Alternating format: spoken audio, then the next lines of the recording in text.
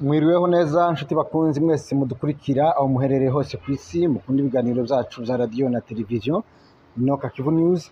Turabaramukije tunabaha kaze ku makuru yacu kuri uyu wa mbere tariki 30 ukwezi kwa 10 mwaka 2023.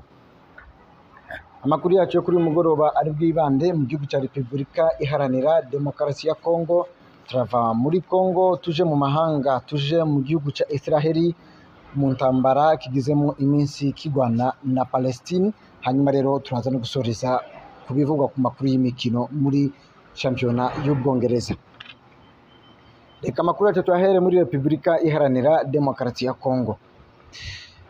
Biravuga yuko imirwano yongeye kubura muri iki gitondo cyo kuri uyu tariki 30 kuri uyu wa mbere tariki 30 kwezi kwa 10 hagati y'inyeshamba z'umutwe mu 23 n'inyeshamba zishigikiwe na leta ya Kinshasa Wazalendo zifatanije na FRDC, aho muri iki gitondo ngo indege z'intambara zo mu bwoko bwa Sukhoi bivuga yuko ngo bikaba bivuga ko zarimo gutera amabomba mu baturage ndetse no mu mirima yabo. Amakuru dukesha umuyobozi w'umukuru w'umutwe wa 23 ku rukuta rwe rwa Twitter, Bwana Bertrand Bisimwa, yavuze ko ngo leta yabyutse ibagabaho ibitero ifatanije n'inyeshamba zikorana n'igisirikare cya Kongo Wazalendo hamwe ngo n'intere hamwe ndetse n'abacancuro bo mu mutwe wa Wagner. Akaba akomeza avuga ko leta irimo itera amabomba mu baturage ndetse no mu nkengero za parike y'ibirunga, aho imirwano ikaba irimo kubera mu duce twa Kibumba, Buhumba ndetse no mu nkengero z'iyi migi yarimo igenzurwa n'umutwe wa 23. Bikavuga ko kandi ngo kuva ku munsi w'ejo aho yabirukanye ikanagenzura ahazwi nko ku izina rya Trois Antennes, ubu imirwano ikaba ikomeje. Tukaza rero kugenda tubakurikiranira uko bimeze kugenda gusa ibigaragara nuko umutwe wa 23 cyangwa se intare za Sarambwe zikomeje kwitwara neza ku rugamba. Ni mu gihe rero ngo zikomeje kwirukana igisirikare cya Kongo ku bufatanye n'inyeshamba na FDLR. Tukiri kandi ku makuru yo mu burasirazuba bwa Repubulika Iharanira Demokarasi ya Kongo muri teritwari ya Masisi. Biravuga yuko ngo naho nanone muri utu duce twa Masisi amakuru atugeraho aravuga yuko ingabo za FRDC n'inyeshamba z'abita Wazalendo ngo zikomeje gutoteza abaturage bo mu bwoko bw'abatutsi bari mu duce twa Rujebeshi na Burungu, aho ku munsi w'ejo ngo bishe umuturage wo mu bwoko bw'abatutsi witwa Semitsi Biraro, umugabo w'imyaka 50 ndetse akanaba umubyeyi w'abana 8. Ibi ngo bikaba byaje kwiyongera ku bikorwa bibi babyutse bakora muri utu duce, aho guhera saa 8 z'ijoro inyeshamba z'abita Wazalendo ngo zabyutse zitwika amazu y'abatutsi bose aherereye muri utu duce twavuze haruguru. Umutwe wa 23 ngo ikaba ngo yahise itabara abaturage kugeza ubu, ikavuga yuko ngo yirukanye umwanzi ndetse akaba ariyo irimo kugenzura utu duce muri aya masaha y'igicyamunsi.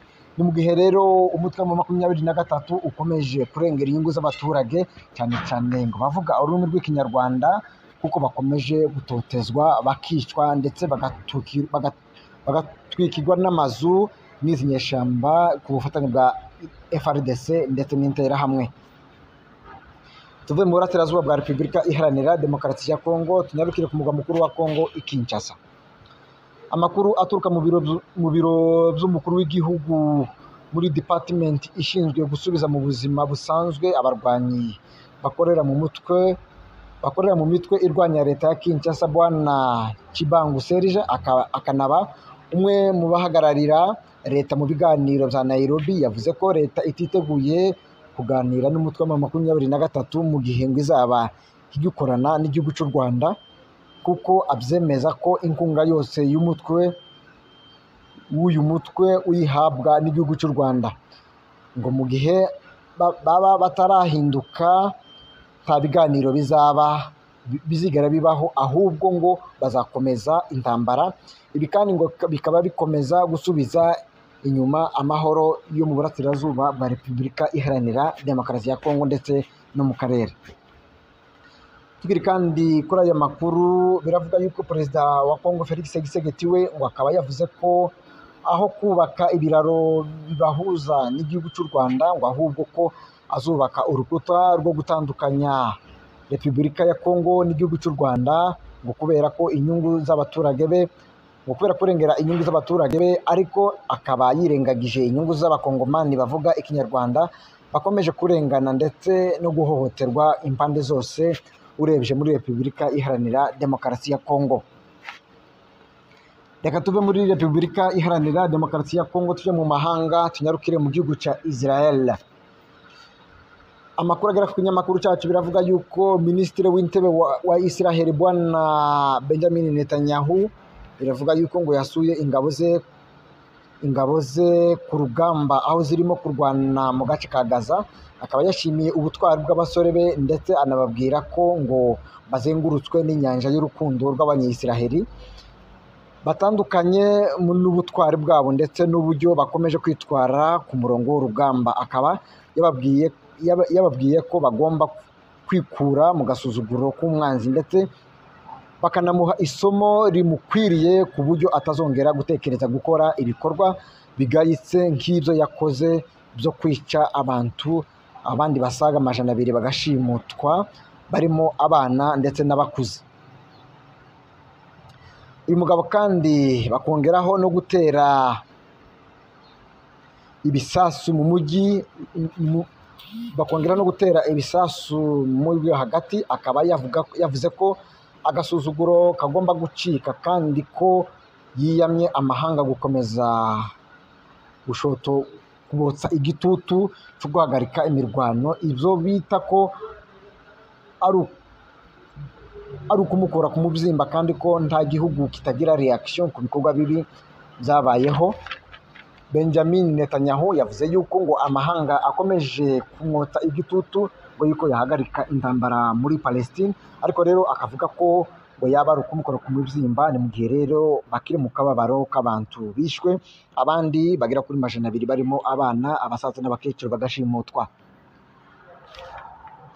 Naho ku ruhande rwa Palestine, abana batoya bakomeje kuhasiga ubuzima mu bitero birimo kwibasira inyubako zitandukanye kubera ibisasu biremereye z'ingabo za Israel zirimo kubasukaho. Bakaba basaba ko Perezida w'Uburusiya Vladimir Putin kubafasha guhagarika iyi mirwano, ndetse banasaba ko yabatabara akabavugira mu mahanga kugira ngo bagarurirwe amahoro nk'uko byari bisanzwe.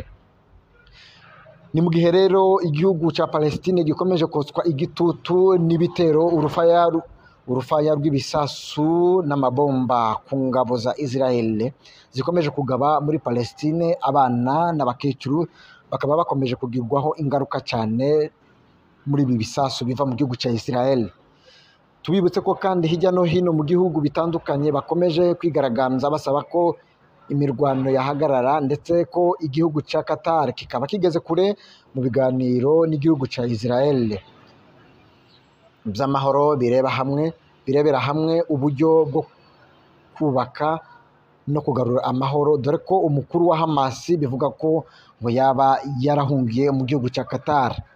Ni mu gihe rero kino gihugu cya Qatar gisanzwe gifitanye ubushuti n'igihugu cya Palestine, bikavuga yuko rero ngo aricyo cyaba kiri mu bikorwa byo guhuza igihugu cya Palestine ndetse n'igihugu cya Israel.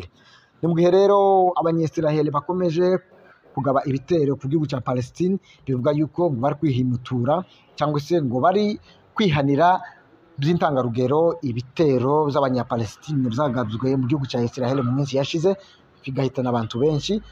Bwana Netanyahu akaba yavuze yuko ngo nta gihugu na kimwe kigomba kumushotora cyangwa se kigomba kumutunga agatoki kimubwira yuko ngo areka ibisasu ari kugaba ku gihugu cya Palestine. Uyu mugabo kandi Netanyahu akaba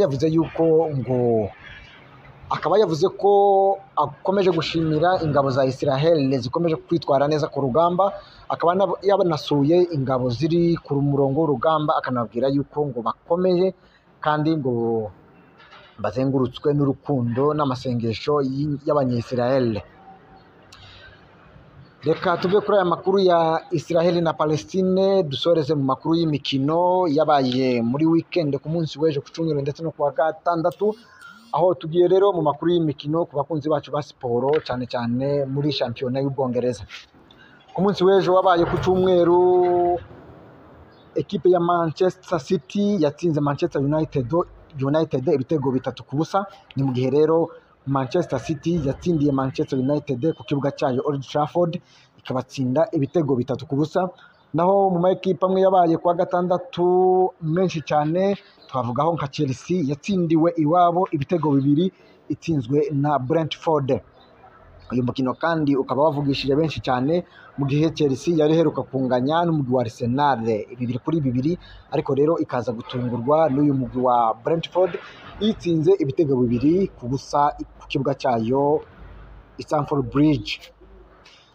Bakunzi bacu ba siporo rero naha dusoreje amakuru yacu kuri uyu mugoroba. Reka tubashimire mwebwe mwese mwakomeje kudutega amatwi. Reka dushimire mugenzi wanje twabanye hano muri studio bwana Eric Kadoni. Namwe mwese mudahwema kudukurikira umunsi ku wundi, turabashimiye cyane. Tunabararika ku makuru yacu ya nijoro. Ahasigaye rero murakoze cyane.